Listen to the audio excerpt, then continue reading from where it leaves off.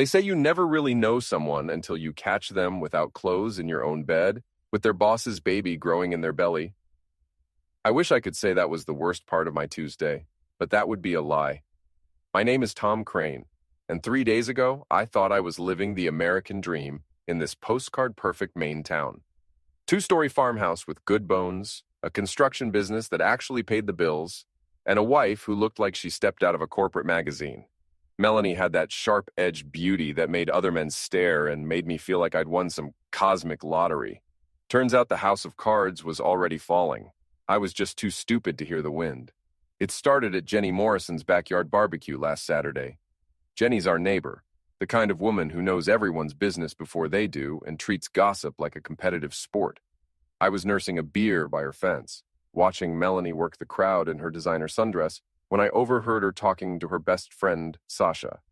"So, when are you telling Tom about the little surprise?" Sasha asked, her voice carrying that particular brand of malicious glee that makes your skin crawl. Melanie laughed, the sound like breaking glass. "Why ruin a good thing? Cal says we should wait until after the promotion goes through." Cal Dunstan, her boss at the corporate headquarters downtown, 6'2", of silver-haired charm and enough money to buy half this town. The kind of man who wore $1,000 suits and drove cars that cost more than most people's houses. "Besides," Melanie continued, "Tom's so buried in his little construction projects, he barely notices I exist anymore. This baby deserves better than sawdust and broken dreams." The beer bottle slipped from my hand, shattering on Jenny's concrete patio. Everyone turned to stare, but I was already walking away, my world tilting sideways like a house built on a bad foundation. That night, I went through our shared calendar on my phone. There it was. Melanie had an appointment with Dr. Sarah Williams next Tuesday, OBGYN appointment. She'd listed it as routine checkup, but nothing about Melanie's secretive behavior lately had been routine. I started paying attention, really paying attention. Tuesday morning came like a freight train I couldn't dodge. I followed Melanie's silver BMW from our house on Griggs Mill Road to the medical complex downtown, sat in my pickup truck and watched her walk into the women's health clinic with the kind of confident stride that said she owned the world. When she came out an hour later, she was on her phone, smiling wider than I'd seen her smile in months. "Cal, it's confirmed. 12 weeks along." Her voice carried across the parking lot like a death sentence. I know, Tom doesn't suspect a thing." I drove home in a daze, my hands shaking on the steering wheel. 12 weeks. That put conception right around Valentine's Day. When I'd been in Portland for 3 days finishing a commercial renovation, and Melanie had claimed she was too sick with the flu to come along. The puzzle pieces fell together with sickening clarity. The expensive jewelry that appeared without explanation, the late nights at client dinners, the way she'd started looking at me like I was something she'd scraped off her shoe. I pulled into our driveway and sat there for 10 minutes, staring at the house I'd been renovating for 2 years. The wraparound porch was still half finished, lumber stacked beside the front steps like good intentions gone wrong. The whole place looked tired, like it was giving up on being beautiful. That's when I made my first mistake. I decided to confront her directly. Melanie came home around 6, carrying takeout from the expensive Thai place on Main Street. She had that post-work glow that used to make my chest tighten with pride. Now it just made me sick. "We need to talk," I said, blocking her path to the kitchen. She set down the bag of food and turned to face me, her expression shifting from mild annoyance to something colder. "About what?" "About Cal Dunstan. About the baby you're carrying that isn't mine." The silence stretched between us like a chasm. Then Melanie smiled, not the warm smile I'd fallen in love with 8 years ago, but something sharp and calculating. "Took you long enough to figure it out," she said, brushing past me toward the stairs. "I was wondering when you'd grow a brain." "That's it? That's all you have to say?" She paused on the third step, her hand resting on the banister like she was posing for a magazine cover. "What do you want me to say, Tom? That I'm sorry? That it didn't mean anything?" She laughed, the sound echoing in our half-renovated living room. "It means everything. Cal can give me things you never could: security, status, a future that doesn't involve wondering if we'll make rent next month. We own this house outright. My business is solid. Your business is small-time contractor work in a dying mill town." She cut me off. "Cal's offering me vice president at the regional office. Real money, real opportunities. And his baby." Her hand moved instinctively to her still flat stomach. A baby with a trust fund and private school tuition already set aside. Not bad for 3 months of work. The casual cruelty of it hit me like a physical blow. Get out. Excuse me? Pack your crap and get out of my house tonight. Melanie's composure cracked just slightly. Don't be dramatic, Tom. We can work this out. I'll keep the baby. You'll keep the house. Everyone wins. Everyone wins. The words came out as a roar that surprised us both. You cheated on me, got pregnant by another man, and now you want to work it out? It's not like we had anything real anyway, she said, her voice turning icy again. When was the last time you looked at me? Really looked at me? I'm 34 years old, Tom. I'm not going to waste what's left of my good years playing house with someone who treats me like furniture. I stormed upstairs and yanked her suitcases out of the bedroom closet, throwing them onto our bed. Pack! Now! You can't kick me out. I live here too. Watch me. For the next hour, I stood in the doorway while she packed her designer clothes and expensive shoes. She moved with deliberate slowness, like she was trying to drag out every second, waiting for me to change my mind. I didn't. When she was done, I carried her suitcases downstairs and threw them out the front door. They landed with satisfying thuds on the gravel driveway, spilling silk blouses and lacy underwear across the ground. You're making a mistake, Melanie said from the doorway. No, I replied, slamming the door in her face. I'm fixing one. I watched through the living room window as she gathered her scattered belongings, her face tight with humiliation. Jenny Morrison was working in her garden next door, pretending not to watch while taking in every detail. By tomorrow morning, the whole town would know that Tom Crane had thrown his wife out like yesterday's garbage. Good. Let them talk. I cracked open a beer and sat on my half-finished porch, watching Melanie load her car. She kept looking back at the house like she expected me to come running after her, begging for forgiveness. Instead, I raised my beer bottle in a mock toast and took a long drink. She drove away without another word, her taillights disappearing into the Maine evening like dying stars. I should have known it wouldn't be that easy. Around midnight, headlights swept across my front yard. Not Melanie's BMW, something bigger, darker. I looked through the window and felt a chill surge through me like ice water. A black Escalade sat in my driveway, engine running. 3 men climbed out, moving with the kind of casual confidence that said they were used to getting their way through intimidation. The biggest one I recognized, Grant Morrison, no relation to my neighbor Jenny. 6'4" of ex-military muscle, who worked as Cal Dunstan's head of security. I'd seen him around town, always wearing expensive suits that couldn't quite hide the tool-shaped bulge under his left armpit. I grabbed the baseball bat I kept by the front door and stepped outside. Private property, gentlemen. Time to leave. Grant smiled, showing teeth that were too white and too perfect. Easy there, contractor boy. We just want to have a conversation. Nothing to talk about. Boss says otherwise. Grant nodded to his companions, 2 younger men who looked like they'd learned their people skills in federal prison. Says you've been harassing his girl. That's not very neighborly. His girl was my wife until about 6 hours ago. Funny how things change. Grant stepped closer, close enough that I could smell his expensive cologne mixed with something darker. Here's how this is going to work. You're going to apologize to Mrs. Crane for your little tantrum tonight. You're going to take her back, nice and quiet, and you're going to pretend that baby is yours when it comes. Or what? Or we're going to have to get creative about teaching you some manners. I tightened my grip on the bat. 3 against 1 doesn't seem very fair. Grant laughed, the sound echoing off the trees that surrounded my property. Fair's got nothing to do with it, Tom. This is about understanding your place in the world. And what place is that? Under my boss's boot heel. That's when I swung the bat. I caught Grant in the ribs, doubling him over with a grunt of pain. For a split second, I thought I might actually have a chance. Then his friends introduced me to the business end of a telescoping baton, and the world exploded into stars and darkness. When consciousness crawled back, I was bouncing around in the trunk of a car, my wrists zip-tied behind my back and my mouth tasting like copper pennies. Every pothole felt like a sledgehammer to my skull, and the stench of motor oil made my empty stomach clench with nausea. The car finally stopped, and the trunk opened to reveal Grant's ugly face, silhouetted against a canopy of pine trees. We were deep in the woods, the kind of deep where you could scream for hours without anyone hearing. Rise and shine, Sleeping Beauty, Grant said, hauling me out of the trunk by my shirt collar. Time for your education. They'd stripped me down to my boxers and work boots, leaving me shivering in the October night air. My ribs felt like broken glass, and something warm was trickling down the side of my head. "Here's the lesson," Grant continued, producing a hunting knife that gleamed in the moonlight. "You don't touch what belongs to Cal Dunstan. You don't threaten what belongs to Cal Dunstan. And you sure as heck don't embarrass what belongs to Cal Dunstan." "She's not property," I managed to croak through split lips. "Everything's property if you have enough money to buy it." He pressed the knife against my throat, just hard enough to leave a thin, stinging line, "including you." "So what's the plan? End me and bury me out here?" Grant's smile widened. "Nothing that dramatic. Boss wants you alive but humbled, wants you to understand that crossing him has consequences." He nodded to his companions, who grabbed my arms and forced me to my knees in the pine needles and dead leaves.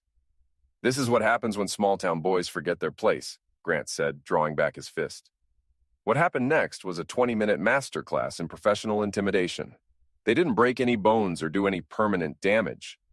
These were experts who knew exactly how much punishment a body could take without shutting down completely. When they were done, I looked like I'd been hit by a logging truck, but I was still breathing. "Tell anyone about this little conversation," Grant said as they dragged me deeper into the woods, "and next time won't be so friendly." They left me tied to a tree about 5 miles from the nearest road, still in my boxers, scraped and battered from a dozen different cuts and bruises. The zip ties were tight enough to cut off circulation, and the October night was cold enough to end. "Someone will find you eventually," Grant called over his shoulder as they walked away, "or they won't. Either way, you've learned your lesson." Their footsteps faded into the darkness, leaving me alone with the sound of wind through the trees and the distant howl of coyotes. I spent the next 3 hours working my wrists raw against the rough bark of the pine tree, using anger as fuel to keep hypothermia at bay. The zip ties finally snapped around 4 in the morning, just as the first gray light of dawn began filtering through the canopy.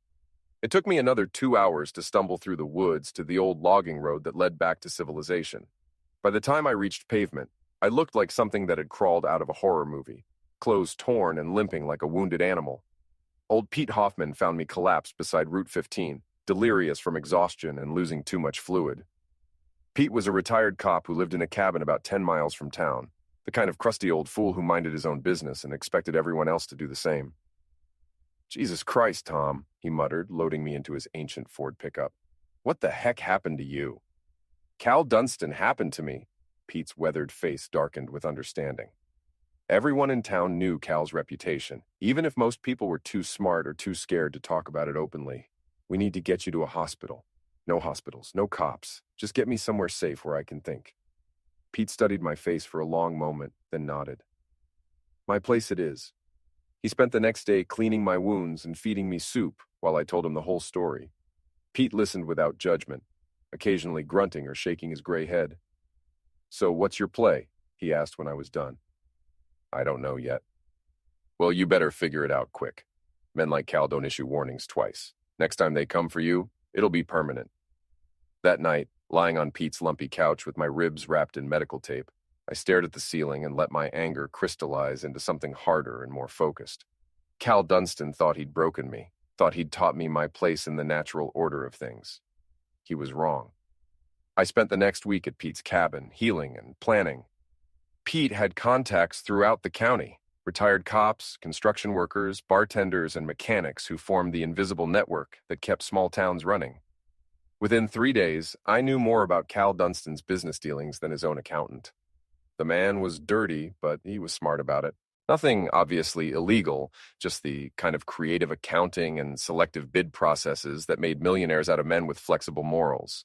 He owned half the commercial real estate in town, had his fingers in 3 different construction companies, and maintained a stable of local politicians who jumped when he whistled. But every man has weaknesses, and Cal's was his ego. He liked people to know he was untouchable, liked the fear and respect that came with his reputation. Most importantly, he liked to be seen as the kind of man who took what he wanted and suffered no consequences. That pride was going to be his downfall.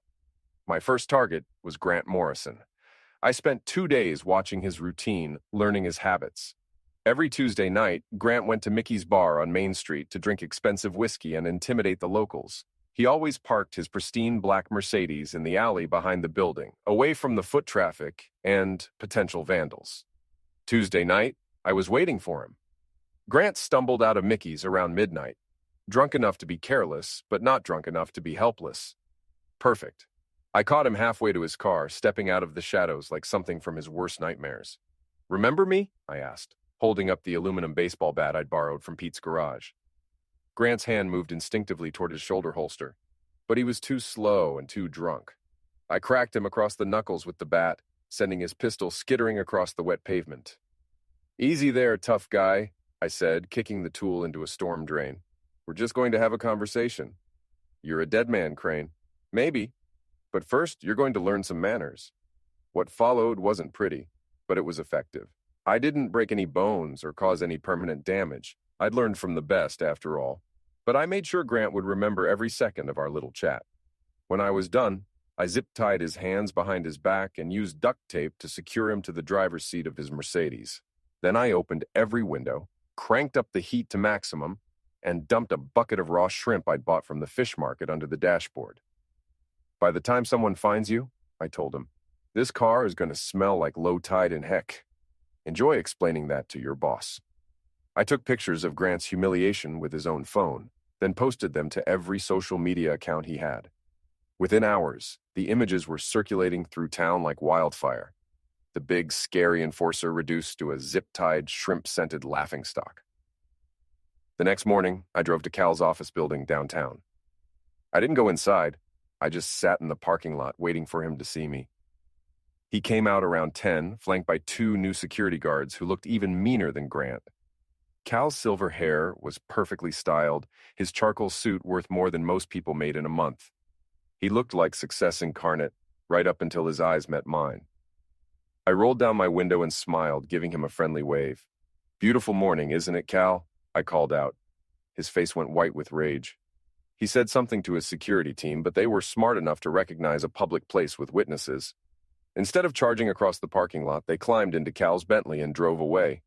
But the message was delivered. I wasn't hiding anymore. That afternoon, Melanie showed up at Pete's cabin. "Tom, we need to talk," she said, standing on the porch in a designer maternity dress that showed off her growing bump. "Nothing to talk about," I replied, not bothering to get up from my chair. "You can't keep doing this. Cal's lawyers can kiss my A." Melanie's composure cracked slightly. "You're going to get yourself ended." "Maybe. But first, I'm going to make sure everyone in this town knows exactly what kind of woman you are. What's that supposed to mean?" I pulled out my phone and showed her a screenshot of the town's private Facebook group, the digital gossip mill where information traveled faster than wildfire. Someone had posted a photo of Melanie and Cal kissing in the parking lot of the Riverside Motel, along with a detailed timeline of their affair. "Jenny Morrison's been busy," I said, watching the color drain from Melanie's face. "Turns out she's been tracking your little love nest visits for months. Amazing what people notice when they're paying attention. You fool. I learned from the best." Melanie looked like she wanted to say something else, but her phone started buzzing with notifications. Her face went ashen as she scrolled through the comments and messages. "This won't work," she said, but her voice had lost its confident edge. "Cal won't let you destroy him.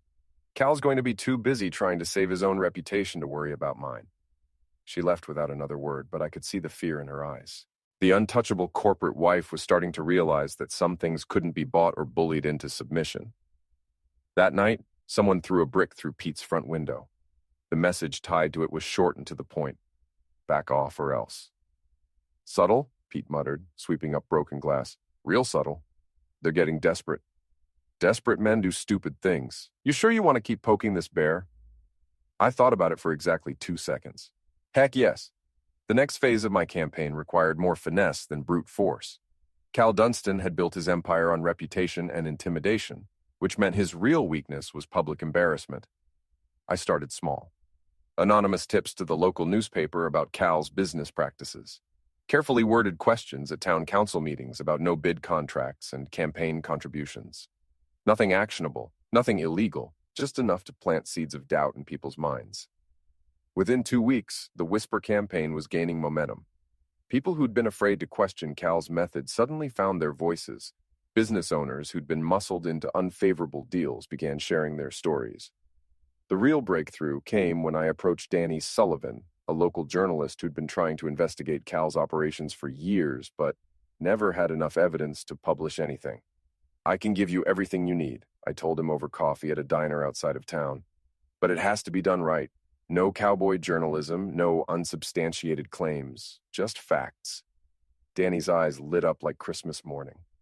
"What's your angle here, Tom? What do you get out of this?" "Justice." "That's it?" I thought about Melanie's cruel laughter, Grant's fists, and the taste of pine needles and metal in my mouth. "That's enough." Over the next month, Danny and I worked together to build an airtight case against Cal's business empire. Bank records, witness statements, documented payoffs. We assembled a paper trail that read like a masterclass in small-town corruption.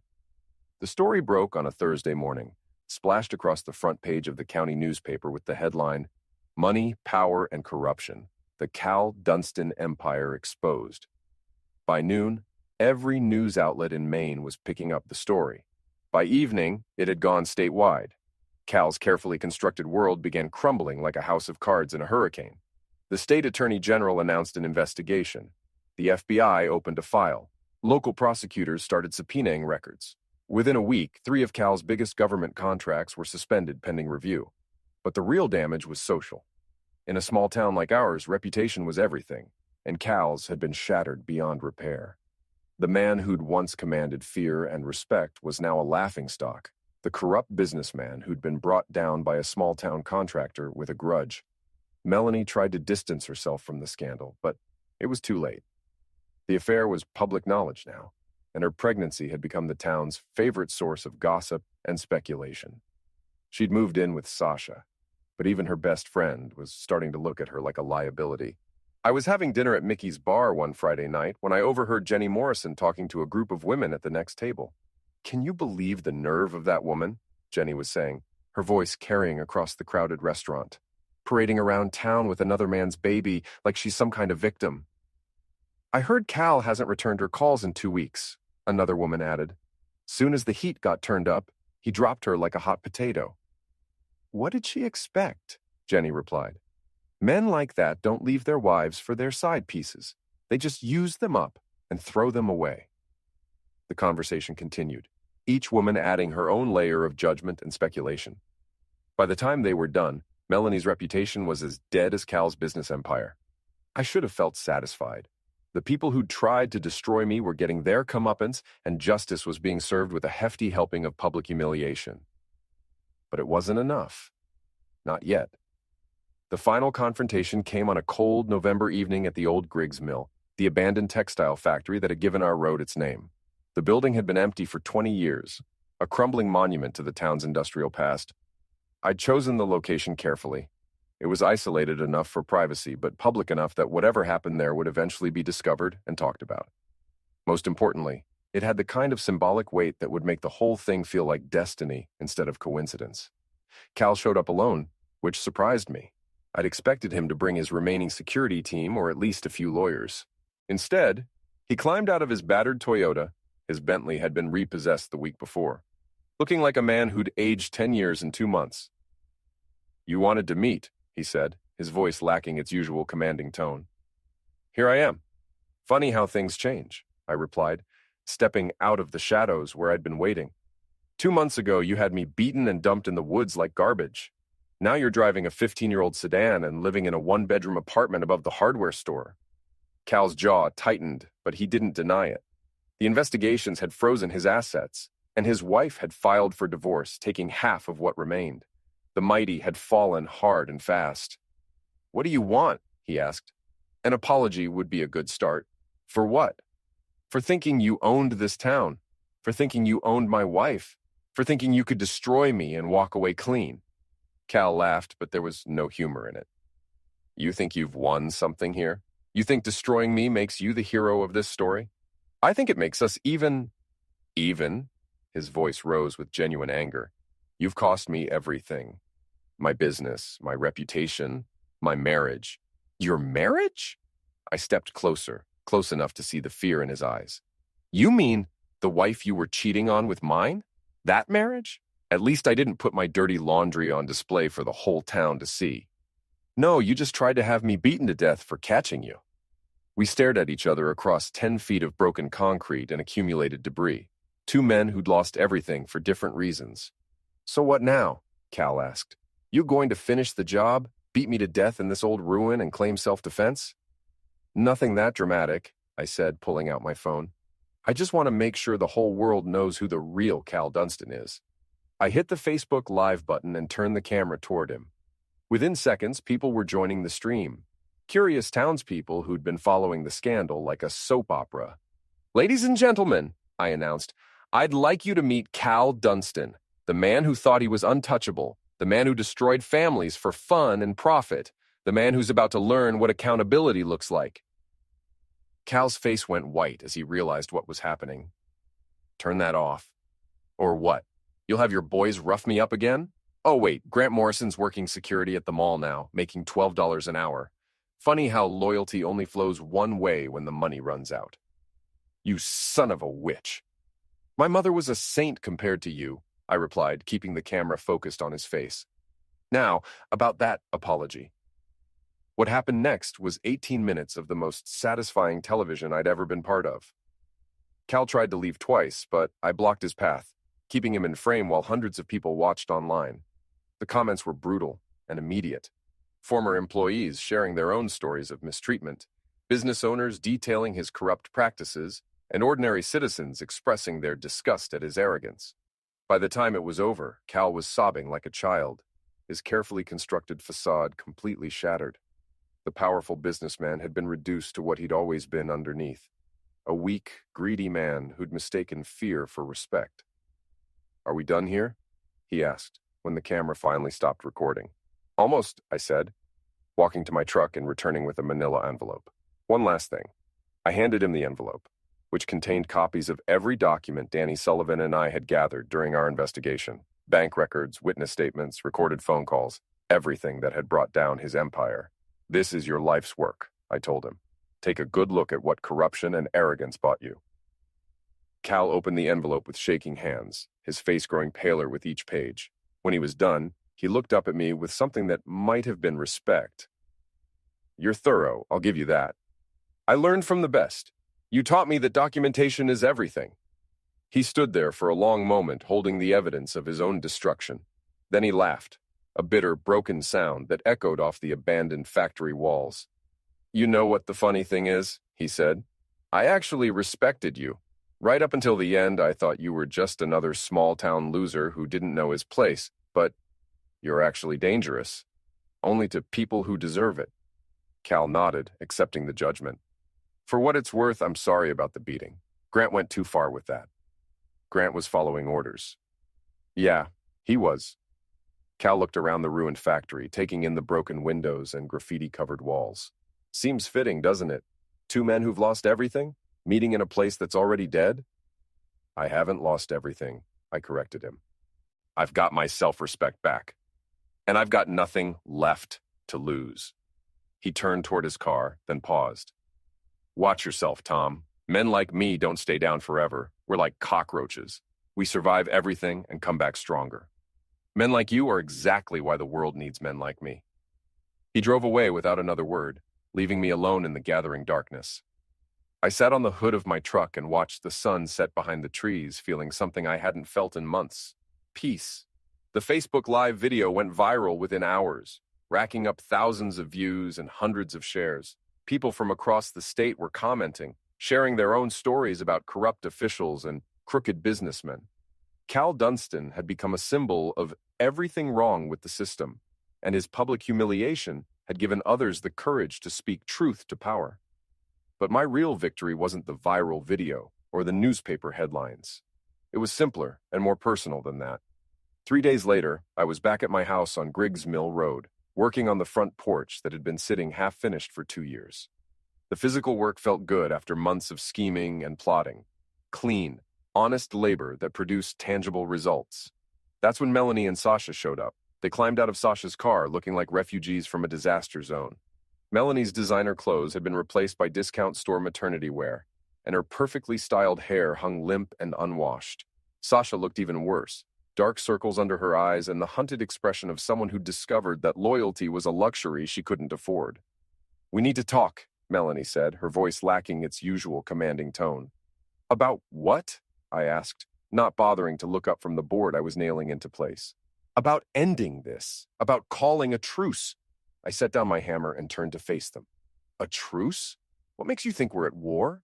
Don't play dumb, Tom. You've systematically destroyed everything Cal built. You've made me a pariah in my own hometown. I've held people accountable for their actions, I interrupted. That's not the same thing as warfare. Sasha stepped forward, her face twisted with desperation. You don't understand what you've done. Cal's finished, but he's taking the rest of us down with him. I'm losing my house. Mel can't find work anywhere in the county. You're both learning what consequences feel like, I said. Welcome to the real world. This isn't justice, Melanie said, her voice breaking. This is revenge. Sometimes they're the same thing. She started to cry then, not the manipulative tears she'd used to get her way for years, but genuine sobs of a woman who'd finally run out of options. Under different circumstances, I might have felt sorry for her. I'm pregnant, Tom. Whatever you think of me, this baby doesn't deserve to suffer for its parents' mistakes. You're right, I said, surprising them both. That baby deserves better than a mother who thinks adultery is a career move and a father who orders beatings like room service. Then help us, Sasha pleaded. You've made your point. Everyone knows what we did. Isn't that enough? I considered the question for a long moment, looking at these two women who'd once seemed so untouchable, so confident in their power to manipulate and destroy. Now they were broken, desperate, reduced to begging for mercy from the man they'd tried to crush. No, I said finally. It's not enough. What more do you want? Melanie asked. I want you to understand that actions have consequences. I want you to live with the choices you made. I want you to remember every single day for the rest of your lives that you brought this on yourselves. That's cruel. So is cheating on your husband with your boss. So is getting pregnant and expecting him to raise another man's child. So is having him beaten and dumped in the woods when he objects. Melanie's face hardened with something approaching her old arrogance. You think you're so righteous, don't you? The wounded husband getting his noble revenge.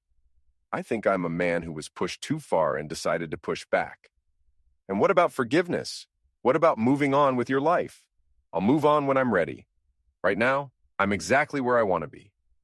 They left after that, climbing back into Sasha's car with the defeated posture of people who'd finally accepted their fate. I watched them drive away, feeling no satisfaction in their misery, but no regret either. That night, I sat on my completed porch with a beer and looked out at the small town that had shaped me, broken me, and ultimately forged me.